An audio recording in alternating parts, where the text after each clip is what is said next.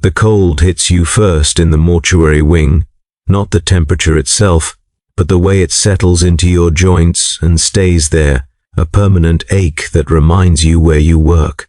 I'd been at the Manufacturum Medicae complex for 3 weeks when I saw my first post-processing corpse sit up on the slab, and Overseer Czech told me in a voice flat as stamped metal that my job was simple: catalog the intake, perform the standard reductions, transfer the remains to cold storage, and never, under any circumstances, ask why some of them kept moving. He handed me the procedural manual, 400 pages of small print detailing cuts, fluid extraction rates, organ classification schemas, and walked away before I could formulate a question. The manual said nothing about movement. I came from the lower factory tiers where my mother worked textile looms until her lungs turned black and my father assembled bolt casings until a press malfunction took 3 of his fingers. When the aptitude assessors came through, they identified me as possessing fine motor control and an acceptable tolerance for biological matter, which qualified me for mortuary technical training. 6 months of instruction in a classroom that smelled like formaldehyde and institutional detergent, learning the anatomy of death, the bureaucracy of disposal, the forms required to transform a person into a waste product. They taught us to see bodies as units, as material requiring processing. They taught us the cuts. They never mentioned that sometimes the units moved. The first time I thought I'd imagined it. I was performing a standard cranial reduction on intake designate 4477M, male, mid-40s, cause of death listed as industrial accident, though the body showed signs of something else.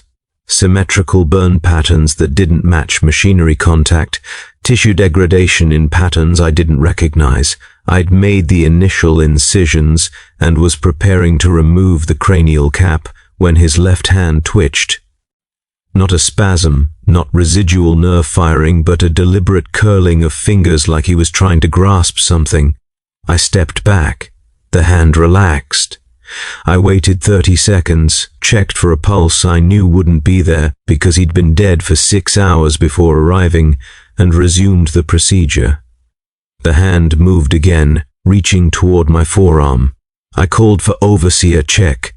He entered the processing chamber without hurrying, examined the body with the same expression he wore when reviewing inventory logs, and nodded once.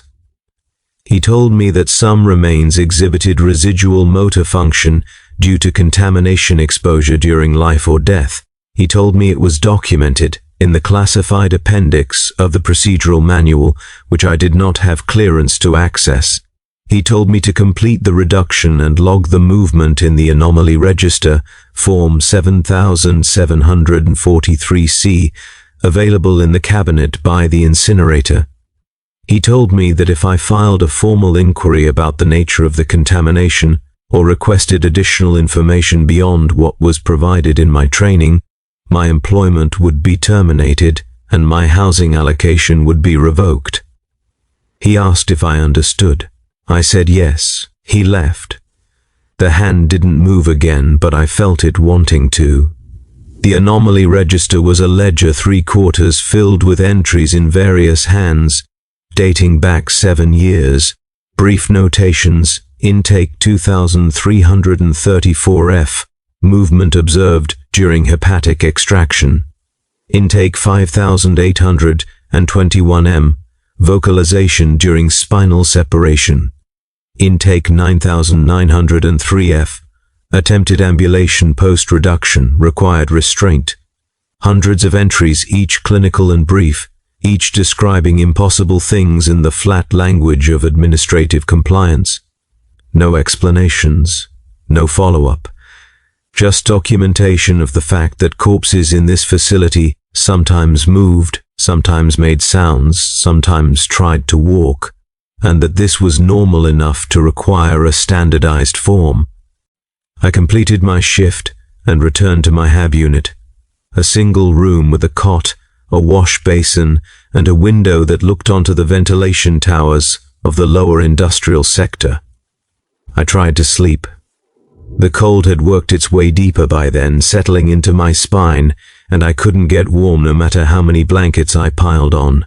I kept seeing that hand reaching toward me, the deliberate curl of fingers, the way it moved with purpose rather than random nerve death. I tried to tell myself it was exactly what Czech had said, residual motor function from contamination. I tried not to think about what kind of contamination made dead people move with purpose. The movements became routine. Not every body, maybe 1 in 8, but regular enough that I learned to anticipate them. Certain markers, unusual tissue discoloration, geometric patterns in burn distribution, a particular smell like hot metal and something sweet. When I saw those signs, I worked faster, made my cuts more efficiently, got the body reduced and into cold storage before it could do more than twitch. I logged every incident in the anomaly register. I never filed an inquiry. I needed the job. I needed the housing allocation. I needed to eat. 6 weeks in, I processed intake 6721F. Female, early 20s, cause of death listed as voluntary self-termination, though her wrists showed restraint marks and her throat showed bruising consistent with strangulation. The markers were all there, the discoloration, the geometric burns across her shoulders and back, that smell. I worked fast. I made the initial thoracic incision and began removing organs according to protocol. Her eyes opened, not the lids lifting from gas pressure or muscle relaxation. Her eyes opened and focused on me with complete awareness. She tried to speak.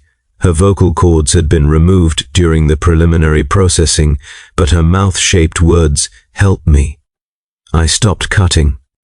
I looked at those eyes, fully conscious, fully aware, trapped in a body that was categorically dead, that had been dead for 8 hours, that I was actively dismantling.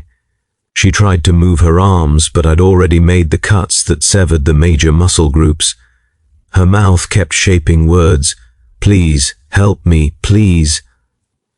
I stood there with my scalpel in my hand and her liver in a specimen tray and her eyes locked on mine, begging.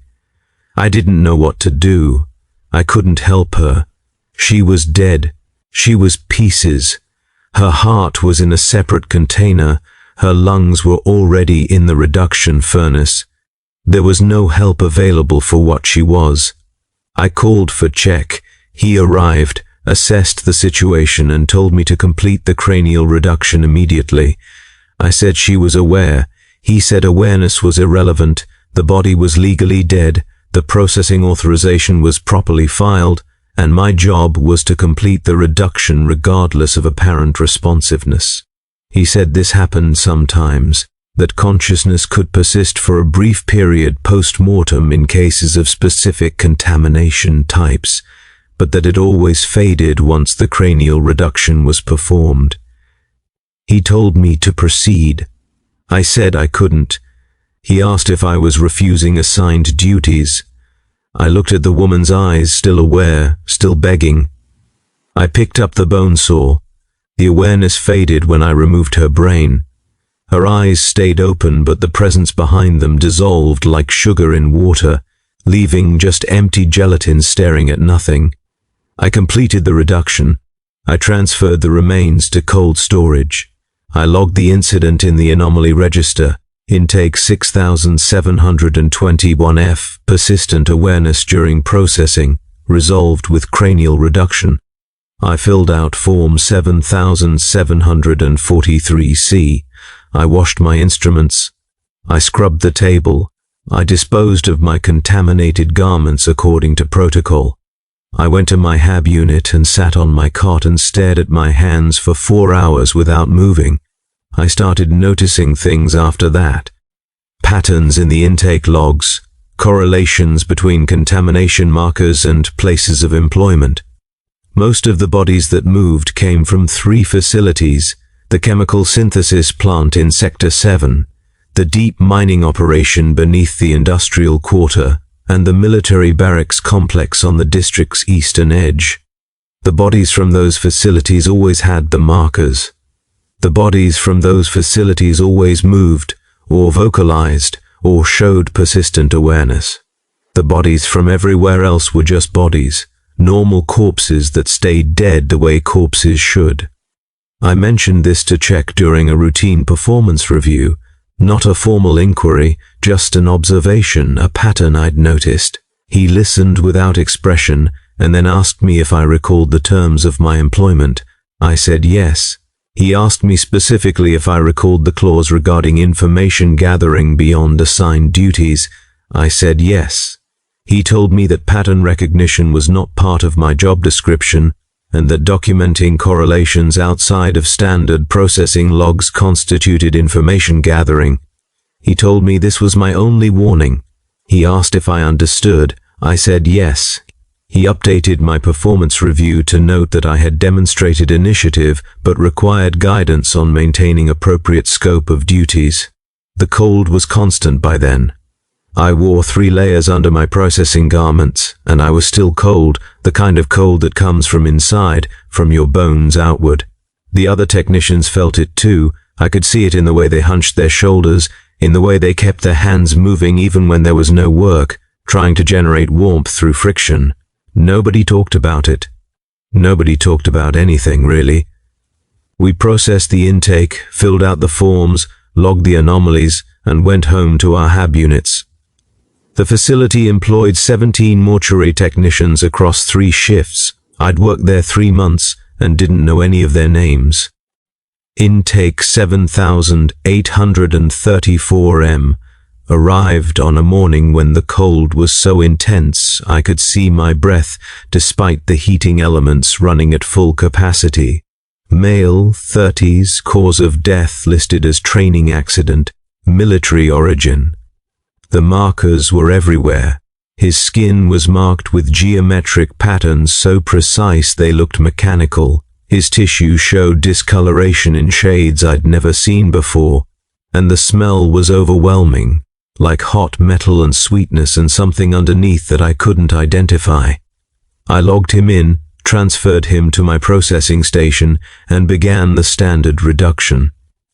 He started talking before I made the first cut.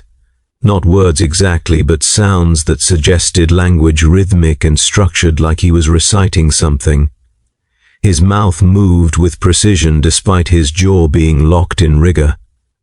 The sounds continued while I worked, a steady chant in the background that made my hands shake. I tried to ignore it. I made my cuts, extracted the organs, followed the protocol exactly. The chanting got louder, more structured. I began to recognize repetition, patterns in the sounds, like he was saying the same phrases over and over. I didn't understand the language, but I understood the tone, a warning or a prayer, or both. I performed the cranial reduction. The chanting stopped. I removed his brain and placed it in a specimen container according to protocol. The brain continued moving in the container, pulsing rhythmically, shifting color from gray to something darker. I logged it. I completed the processing. I transferred the remains to cold storage. The brain was still moving in its container when I filed it. I wrote in the anomaly register, intake 7834M, vocalization during processing, persistent neural activity post-extraction. I filled out form 7743C. I went to the washroom and vomited until there was nothing left. Czech called me into his office the next day. He told me that my anomaly reports had been flagged by the facility director for containing excessive detail. He told me that descriptions like persistent neural activity went beyond the scope of required documentation and suggested analytical thought regarding the nature of anomalies. He told me that analysis was not part of my job. He told me to restrict my entries to basic factual statements, movement observed, sound detected, physical anomaly noted. No interpretations, no descriptions of quality or character, just confirmation that something happened. He asked if I understood. I said yes. He told me that my continued employment depended on my ability to perform my duties without exceeding their defined parameters. He dismissed me. I tried to restrict my observations after that. I tried to see the bodies as units, as material requiring processing the way they taught us in training. I tried not to notice when they moved with purpose, when they vocalized in structured patterns, when their eyes tracked my movements with awareness that shouldn't exist. I tried to just make the cuts, extract the materials, transfer the remains, file the forms. I tried to be a mechanism myself, a processing tool as mindless as the reduction equipment. I couldn't do it. Every time I made an incision, I saw a person. Every time I extracted an organ, I remembered that person was still aware, still trapped, still experiencing every moment of their dismantling. The dreams started around month 4. Not really dreams. I didn't sleep deeply enough for proper dreaming anymore. More like intrusions, images that pushed into my consciousness during the brief periods when I achieved something like rest. The bodies I'd processed, still moving, still aware, assembled in cold storage in configurations that suggested purpose. Reaching toward each other, forming patterns, trying to communicate something. I'd wake up convinced that I needed to go to cold storage and check, that I'd find them rearranged, that they'd somehow retained enough function to move even after reduction. I never went. I didn't want to know. Intake 8903F arrived during a shift when I was the only technician on duty due to staffing shortages. Female 40's cause of death listed as processing accident at the chemical synthesis plant in Sector 7. The markers were intense. Her entire body was covered in geometric patterns. Her tissue was discolored in shades that shouldn't exist in organic matter, and the smell was so strong I had to activate the emergency ventilation. I logged her in. I transferred her to my station. Before I could begin processing, she sat up. Not a partial movement, not a twitch or a spasm. She sat up completely, turned her head to look at me and spoke in a clear voice, "You need to stop." The words were perfectly articulated despite her being categorically dead for 6 hours. I stepped back. She continued, "You need to stop processing us. We're still here. We're still aware. This isn't death, it's something else, and you're dismantling people who are still conscious." I asked what she meant by something else. She said, "The contamination isn't a contaminant, it's a continuation. It keeps us here, aware, experiencing everything. When you cut us apart, we don't stop experiencing, we just experience being pieces." I asked her why the contamination caused this. She said she didn't know, that they didn't tell the workers what they were being exposed to at the synthesis plant, just that it was necessary for production and that protection protocols were expensive and therefore optional for expendable labor. She said she'd felt herself dying after the accident, felt her body stopping, but then instead of darkness there was just continuation. Same awareness, same sensation, but trapped in a body that no longer responded to her will. She said transport to the mortuary had been 6 hours of suffocation without the ability to suffocate, feeling every moment of oxygen deprivation without the relief of unconsciousness. She said processing was worse. I asked what she wanted me to do. She said to stop, to refuse to process contaminated bodies, to document what was happening to people who worked in facilities that exposed them to continuation materials. I told her I couldn't. That refusal of assigned duties meant termination and housing revocation, that documentation beyond standard forms meant the same. She asked how I could continue knowing what I knew. I told her because the alternative was ending up on someone else's processing table, another body marked with geometric patterns and that smell, another person experiencing their own dismantling, while some other technician tried not to think about it. She looked at me with dead eyes that were still completely aware and said, "Then you're already one of us. You're just moving around more." She lay back down on the table. She didn't move again. I completed the processing. I performed the cranial reduction. Her brain showed the same persistent activity I'd seen before, pulsing and color shifting in the specimen container. I logged it with minimal detail. Intake 8,903F, movement observed. I filled out form 7,743C. I transferred the remains to cold storage. I went to my HAB unit and sat on my cot and understood that she was right. I started paying attention to my own body after that, looking for the markers, checking my skin for geometric patterns, monitoring my tissue for unusual discoloration. The cold had been inside me for months by then. I'd assumed it was environmental, a consequence of working in a mortuary. But maybe it was something else. Maybe it was early-stage continuation. My body already beginning the process that would eventually leave me aware and trapped in a corpse on someone else's table. I couldn't know. There were no testing protocols for continuation exposure. No safety monitors. No protective equipment. Just the assumption that mortuary technicians were as expendable as the workers who got contaminated in the first place. I checked the employment records during a maintenance period when the administrative terminal was unattended. I looked up previous mortuary technicians, tracked their employment duration and subsequent disposition. The average tenure was 9 months. Of the 43 technicians employed since the facility opened, 37 were listed as deceased. Cause of death varied: accidents, processing errors, voluntary self-termination. All of them had been processed through the same facility where they'd worked. I cross-referenced the names with the anomaly register. Every single one of them had exhibited movement during processing. I was approaching month 5. I was already cold all the time, already starting to see geometric patterns at the edges of my vision, already noticing that bruises on my arms were healing with slight discoloration in shades that looked familiar. I was becoming contaminated through proximity, through constant exposure to materials that carried continuation, through breathing air thick with particles from bodies that wouldn't stay properly dead. The facility knew. They had to know. The employment patterns were too consistent, the contamination progression too predictable. They were using mortuary technicians as a disposal mechanism for knowledge about continuation.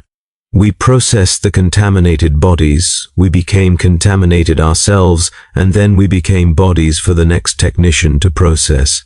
Efficient, circular, self-containing. I could have quit. I could have walked away, requested reassignment, accepted housing revocation, and found work somewhere else. But where? The contamination was already in me.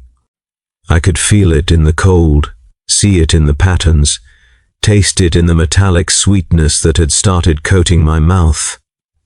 I was already continuing, already crossing over into the state where death would be just a change in mobility rather than an ending. Leaving wouldn't stop it. Leaving would just mean experiencing the progression somewhere else, probably somewhere with worse documentation, maybe somewhere that would process me less carefully. Intake 9,477M arrived on the first day of month 6. Male, late 20s, cause of death listed as industrial accident. Origin listed as the mortuary facility itself, my facility. I recognized him before I checked the identification. Rensk, the technician who worked the shift before mine, who I'd seen in passing during shift changes but never spoken to. The markers covered his entire body. The smell was overwhelming. I logged him in. I transferred him to my station. He opened his eyes before I touched him. "You're next," he said, voice perfectly clear despite being dead for 4 hours. "It's already in you. You can probably feel it. The cold, the patterns starting. You'll last maybe 2 more months. Then you'll make a mistake, or you'll just stop one day, and they'll process you right here where you worked." I asked him if dying had been painful. He said dying had been relief. A machine malfunction, quick, relatively clean. He said everything after dying was the painful part.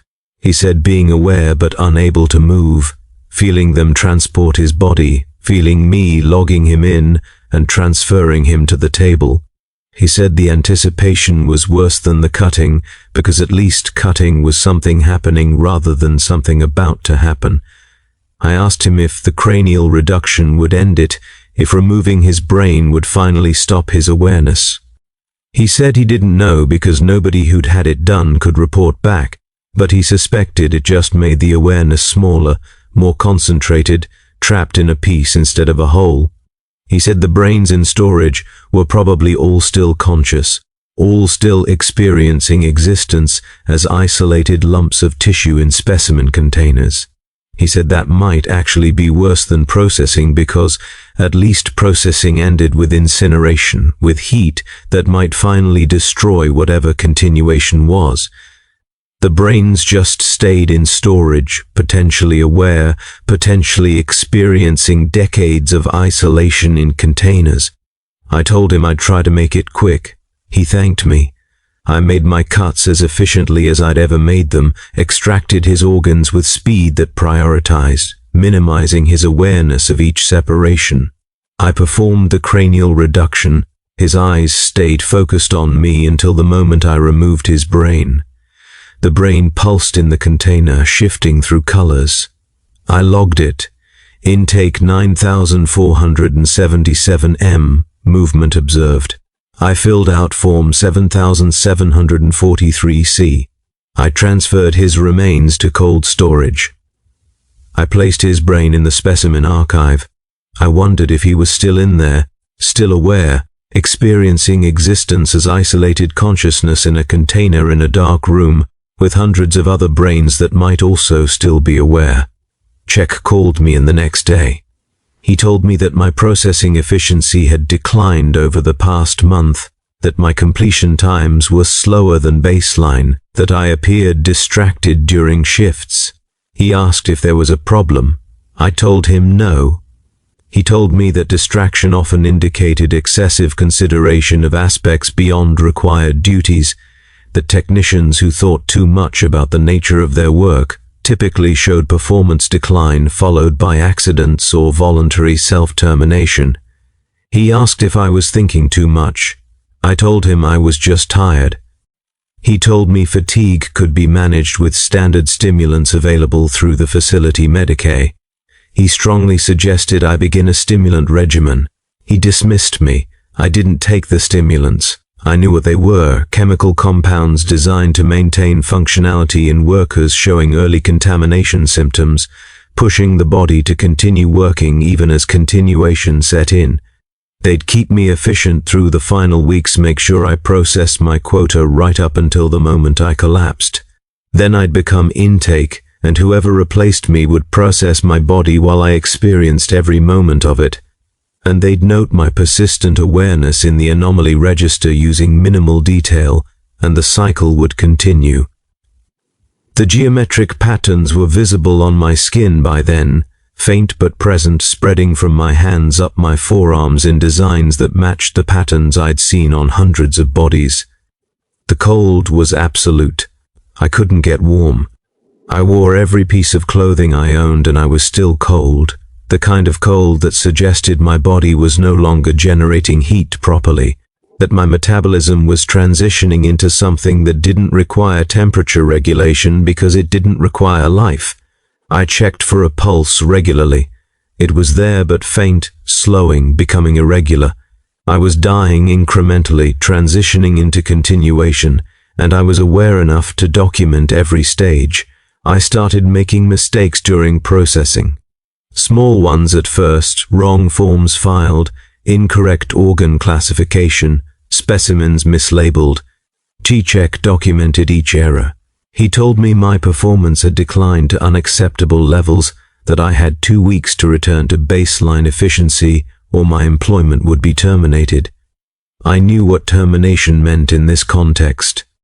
Not reassignment, permanent termination.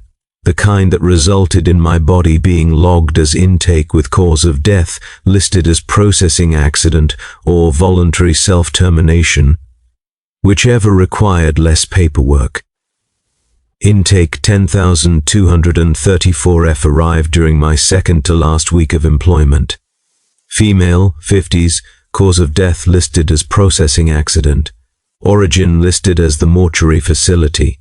I didn't recognize her, but I checked the employment records. Vess, a technician who worked the night shift, who I'd never overlapped with. The markers covered her completely. She opened her eyes when I approached. She didn't speak, just looked at me with absolute recognition. She knew what I was becoming. She could see it in me the same way I could see it in the bodies I processed. We were the same now, just at different stages. She was post-transition. I was mid-transition. In 2 weeks I'd be exactly where she was, and whoever replaced me would see the same recognition in my eyes. I processed her, I made the cuts, I extracted the organs, I performed the cranial reduction. Her brain pulsed in the container. I logged it. Intake 10,234F, movement observed. I filled out form 7,743C. I transferred her remains to cold storage. I placed her brain in the specimen archive with all the others. Hundreds of containers now, hundreds of brains that might still be aware, might still be experiencing existence as isolated consciousness in darkness. I wondered if they could sense each other, if there was any communication possible between them, or if each one was completely alone with its own awareness, experiencing solitary existence forever. I made it through the week. Barely. My hands were shaking constantly by then, making precise cuts difficult. The patterns on my skin had spread to my shoulders and chest. My pulse was barely detectable. I was cold in a way that transcended temperature. Cold, like I was already dead, but still moving, still performing my duties through momentum rather than life. Czech watched me carefully. He knew I was close. He was probably already processing my termination paperwork, preparing the intake forms with my name, assigning me a designation number. On my last day, I processed 3 standard intakes, bodies from facilities without contamination, bodies that stayed properly dead, bodies that didn't move or vocalize or show awareness, normal corpses. I'd almost forgotten what those were like, how simple processing could be when the material wasn't still experiencing its own dismantling. I completed each one efficiently, documenting everything according to protocol, filling out the correct forms. Chichek observed the final processing. He told me my performance was adequate. He told me to report to his office after my shift. I knew what the meeting would be. Termination notice. Final efficiency report. Processing accident scheduled for tomorrow or the day after. Something quick that would transition me from technician to intake with minimal disruption to facility operations. I cleaned my station. I sterilized my instruments. I disposed of my contaminated garments. I logged out of the terminal. I walked to Czech's office. The cold was total by then. I couldn't feel my extremities. My pulse was undetectable. I was already dead by any medical standard, just still moving, still aware, still experiencing continuation as a mobile corpse. Czech's office was small and cold and smelled like disinfectant. He gestured for me to sit. He reviewed my file on his terminal, scrolling through 6 months of documentation, processing completions, anomaly reports, performance reviews, error logs. He looked at me with the same expression he wore when examining bodies. He told me my employment was being terminated effective immediately. He told me to surrender my facility identification and return to my HAB unit to collect my personal effects. He told me I had 24 hours to vacate the housing allocation. He asked if I had any questions. I asked what happened to terminated technicians. He said that wasn't relevant to my situation. I asked if I'd be processed through this facility or transferred elsewhere. He said that wasn't relevant to my situation. I asked if he knew what continuation was, what caused it, why the facility processed contaminated bodies when they knew the technicians would become contaminated through exposure. He said those questions exceeded my clearance level and that asking them constituted information gathering beyond assigned duties.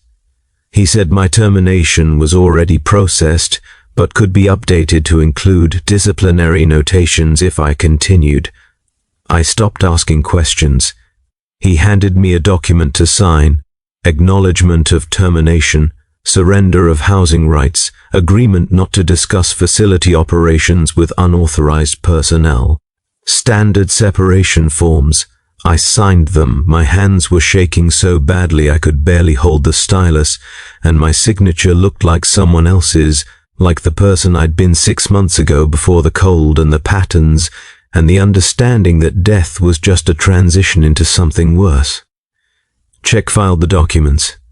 He told me to leave. I left. I returned to my HAB unit. I gathered my few possessions, spare clothing, personal items, the notes I'd kept about contamination patterns and employment records, documentation I'd compiled, knowing it was forbidden but doing it anyway because some part of me believed that documenting horror was better than experiencing it without record. I packed everything into a single bag. I sat on my cot and waited for whatever came next. The termination accident happened during night shift. I wasn't there. I'd been terminated, banned from facility grounds, but I heard about it through the worker network, rumors and whispers and third-hand accounts. A processing accident in the main chamber, a technician who collapsed during a standard reduction and didn't get up, transported to Medicaid, pronounced dead, returned to the mortuary for processing. The intake designation was 10,891M. My designation, my number. I was officially dead, but I wasn't. I was in my HAB unit, still cold but still mobile, still experiencing continuation but not yet fully transitioned. The accident must have been fabricated, paperwork created to transform me from terminated employee to processed intake without the inconvenience of actual death. Efficient, clean. It meant I was officially non-existent now, no longer a person with rights or identity, just a body that hadn't been collected yet. They came for me the next morning, 2 orderlies from the facility, professional and efficient, carrying a transport container. They didn't explain, they didn't need to. I was already designated as deceased, already logged as intake. They were just collecting material for processing. I didn't resist. Resistance was irrelevant. I was already dead according to all official documentation. Fighting would just mean additional paperwork. They transported me to the facility. They logged me in as intake 10,891M, cause of death listed as processing accident, ready for standard reduction. They transferred me to a processing station. Through the window I could see my replacement, a young woman with fresh clothing and steady hands who didn't yet understand what her job would cost. She approached the station. She reviewed my intake documentation. She prepared her instruments. She looked at me with the professional detachment they taught in training, seeing me as a unit, as material requiring processing. I opened my eyes. I looked directly at her.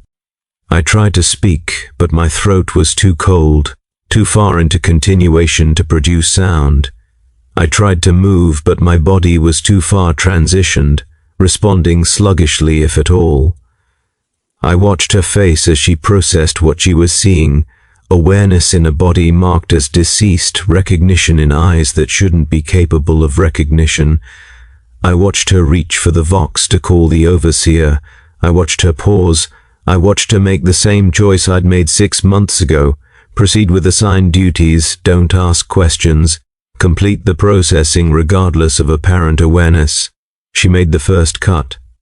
I felt it completely, every nerve still functioning despite continuation, still transmitting sensation to awareness that had nowhere to go. She extracted my organs one by one, following protocol exactly, working with the careful efficiency of someone who'd been well trained. I experienced each separation, each removal, each moment of being systematically dismantled while remaining fully conscious. She didn't speak. She didn't acknowledge my awareness. She just worked, making her cuts, following the procedure, being a good technician. She reached the cranial reduction stage. She prepared the bone saw. She positioned it against my skull. I tried one more time to communicate, to tell her what was happening, to warn her that she was already contaminated and would be here herself in 6 months experiencing exactly this. My mouth shaped words, "You're next." She hesitated. She saw my lips moving. She looked directly into my eyes and saw the awareness there, the desperate need to communicate. She looked away. She activated the saw. The cutting sensation was intense but brief. The separation was worse, feeling my brain being removed from my skull, feeling the connections severing one by one, feeling my awareness contracting and concentrating into an increasingly small space. She placed my brain in a specimen container. My perspective shifted, narrowed, reduced to what visual processing remained without eyes or optical nerves. Shapes, light variations, darkness mostly. Sound became muffled, conducted through fluid rather than air.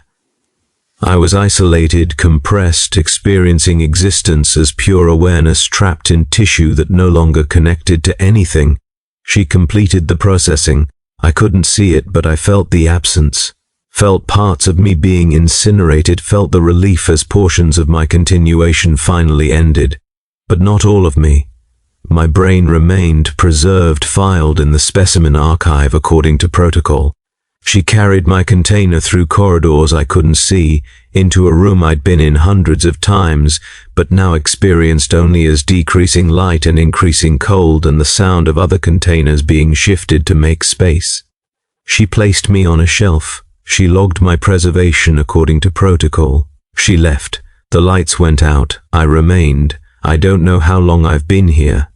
Time is strange when you have no external reference, no body sensations to mark duration, no sleep-wake cycle to divide experience into measurable units. Days maybe, weeks, months. The awareness hasn't faded. I'm still here, still experiencing existence as isolated consciousness in preservative fluid in a container in darkness. I can sense the other brains around me, not through any physical sense but through something else. Some quality of continuation that recognizes itself. Hundreds of us, maybe thousands, all aware, all isolated, all experiencing eternal existence as pieces in storage. Sometimes there's sound, muffled, distorted, but identifiable as the storage room door opening, as footsteps approaching, as new containers being added, new technicians finishing their employment term, transitioning from processor to processed, joining the archive. Sometimes I sense recognition in the new arrivals, awareness that's familiar, people I might have worked with or processed myself. We can't communicate. We can only sense each other's presence and understand that none of us are alone, but all of us are isolated. The cold is absolute now. Not temperature. I don't have thermoceptors anymore, but the existential cold of continuation, the understanding that this is permanent, that there's no death coming to end it, no decay to finally stop the awareness. Just existence continuing forever, experiencing nothing except the fact of experiencing. The horror isn't the isolation or the darkness or the absence of sensation. The horror is that it continues, that I remain. That this awareness that should have ended with death just persists, trapped, unchanging, eternal.